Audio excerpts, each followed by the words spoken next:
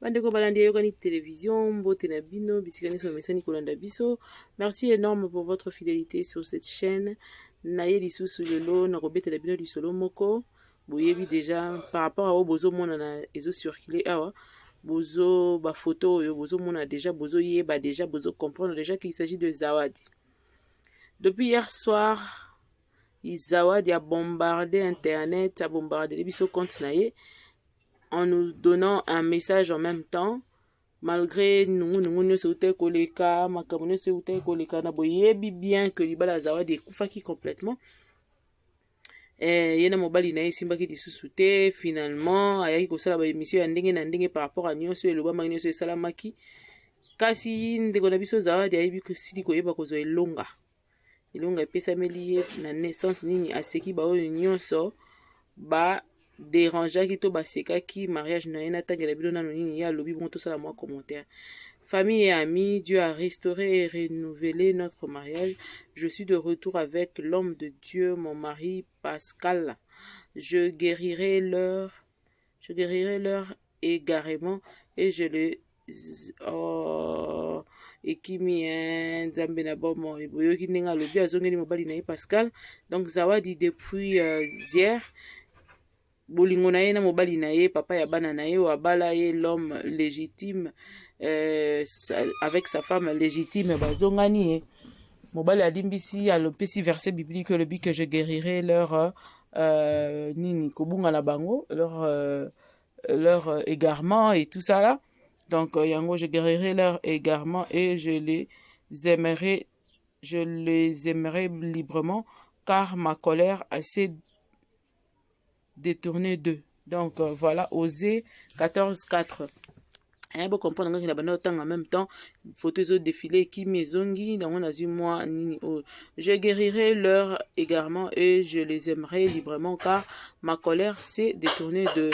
na Osée 14:4 o wapi attiré verset biblique ebi kopesa ye makasi ya oyeba kozonga na libala na ye mobali na ye pa ndimi bien que égarement ezalaki national ezalaki international s'il faut le dire et que yeba ko alerter batu nyonso yebi ko simpa batu nyonso à chaque fois que batu bamonaka couple wana pene par exemple soki lelo babongisi na bosani na nzambe bakuti bango ensemble ekosala ndenge moko mais toutefois il faut savoir pardonner passer à autre chose. Tala couple Zawadi na papa Pascal lelo baleki na makambo mosusu babosani oyo nyonso elekanaki ba continuer. Est-ce que ezali manière ya Zawadi, est-ce que pardon bah Cordelier Zawadi nécessairement devrait venir faire chanter ou venir chanter à la sur la toile que non mariage na zongi et tout ça là on dirait netité. Pourquoi pas ko sala kaka dans le calme bazonga na mobali na ye ba fandi na bango ba bandi vie na bango ba continuer vie et au lieu de venir faire tout ce qu'elle est en train de faire ou bien Zawadi alinga kozala star ya ndenge kaka ya kanisi wana ndenge na ye ezalaki ya kolinga koyebana lokola solo mabe to nini ba question eza ebele sikoyo awa Zawadi libala ezongi okufana na libala yango kimia okokende lisusu to yero yela biso ke o vaseline lelo vaseline ekoma po mutaso ba vaseline akoma kobanga likola Zawadi asilisi vaseline essence nango propre. Est-ce que lelo Zawadi awa papa Pascal alimbisi yo? Je crois que okozongela lisusu te po basi mususu bazala soki balimbisi ye ekomi nde bizaleli abia mobali oseka na place mususu akokende te ndenge ezali ngai comme c'est un serviteur de Dieu na monela ye tout ça la maman zwa mayele. Je crois qu'aux Maël, mais apparemment tes agissements, manière non d'être, place mon côté Zawadi atikali kolakisa biso culpabilité na acte à poser qui place mon côté totsike koyoka Zawadi pena à réfléchir à leli ayoki passe ayoki mawa to aza pena na sens ya koyoka ya kozala culpabiliser na interview mon côté Zawadi toyoka kiango to mona ika arnya zaki nango contre le pasteur accusaki. Et elle menait sa vie normalement. C'est plutôt l'homme, Pascal, le pasteur, qui n'a jamais, aucune fois fait une sortie médiatique pour nous dire ou donner sa position. Apparemment, c'est une personne remplie de sagesse. Est-ce que Kozonga Anabango ezali zawadi mutu a implorer pardon wana tina suka to ezali mobali mutu andimi to qu'est-ce qui se passe parce que mobali ne toyebi penda position na été mais question na biso ezaka moko apparemment zawadi aza mwasi moko aza assoiffé ya succès assoiffé ya koyebana assoiffé ya célébrité et elle est prête à tout pour na koyeba kozwa eloko garder eloko wana bacha eka matuvisme moko aza nango alingi bato bamona ke yenda azali nga naza koto oyo alingi kosala bruit partout même pour rien pour un tout par exemple kozonga nde mobali na eske nécessairement fallait ya kopublier yango na internet fallait biso moko to constater yango tomoni ke bazongani et mobali na ye attitude na ye wana ezokokana te na oyo tozomona pa mwasi na ye tozomona yango eza kokokana te ndi baza bato moko deux personnes à monde moko différent bazovivre vie moko soki ndenge nini parce que mobali ata mokolo moko te aleka na tv mwasi kanda alekaka malgré makambo nyonso ekoma alekaka kaka akontinuera koleka akontinuera koinsiste toyebaka te so ezalaka réellement nini mais toutefois nzambe ayeba kosunga couple yango soki vraiment pardon ezali sincère ke balingi mpena bachanger soki mpe zawadi azongeli mobali ne non pas parce que akanisaki ke papa paste akozwa ye paste azwi ye te bamisusu mpe bakimi ye par rapport ya ndenge eko wana ebimaki yango wana par faute de mieux azwi ye kaka pour soki azwi ye par faute de mieux mokolo akomona susu moto mosusu abetisi ye motema okende lisusu je crois que son pardon est vraiment sincère et que aningi mpena azonga na libala na ye puis avanda awumela na libala na ye et puis eloko mosusu nakoyebisa zawadi eza que maman mariage na yo ezali course na motu moko te ezali mpe koprouver motu te donc quand tu es dans ton mariage attelle-toi à ce que ton mariage soit bien, ton foyer et tout ça là. Et c'est ton bonheur, c'est pas notre bonheur. Nous n'avons rien à foutre de savoir si ça va ou ça ne va pas. Si ça va, gloire à Dieu. Si ça ne va pas, gloire à Dieu. Parce que biso torozalana et quoi affecter moutouté.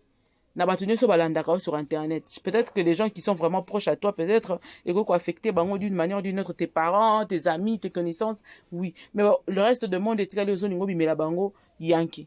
Bazana tina nangote. Ba nangote tina te. Donc, quelque part, zwa tango, il faut s'occuper de la famille, na bana na tika ba apparition médiatique, nazo moni za importance pensate, nga na moni conseil na ko pesa ya ngwana, retire-toi un peu, cache-toi, va chercher la face de Dieu, luka na ondenge ni resambela o avancer, ce qui relation na nzambe ezali penza ya malamu pe ya bien, relation na pe na mobali na ona bana na ezongi ya kitoko, c'est bon bien que Kolimbi César Robosa na te, et moi je me pose la question mobali oyo akovana na affaire o toute la vie, est-ce que bon ma question est belle hein, ma question est belle comme aussi on ne connaît pas la position de l'homme, tout le monde en regarde ndenge zawadi ya ko sa la biso zawadi pe amour azaneti moi lokuta mais toutefois aza mobali na ye babanda na ye kala ba umeli soki esimbi ekozala eloko moko ya malamu mingi pona bango mais kasi est-ce que ce monsieur Pascal, ce pasteur Pascal a été guéri de cette situation? Est-ce que a kangola mi pena na likambo oyo? Est-ce que akoki ko avale yango? Est-ce que lobby akoki ko yembisa nzembo ya pasta na kati église na ye ikoyemba? Est-ce que ba CD o azalaka nango ya pasta ikoyemba ba approche na ye ba connaissance na ye ainsi de suite? Bien que il ne va pas s'atteler à chercher à faire